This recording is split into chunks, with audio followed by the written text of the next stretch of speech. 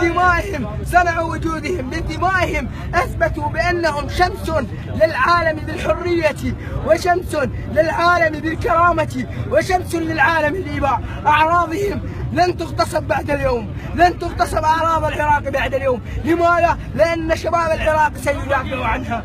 لن تهدر دماءنا سدى، لأن شباب العراق سيدافع عنها. وهذه رسالة للسياسيين وللعالم يجمع بأن العراق أعظم من أن يذل، وأعظم من أن يكون بلدا للفقر أو الإرهاب أو غير ذلك. والعراق ليس ممرا للعبث بأمن شعبه أيا ما كانوا.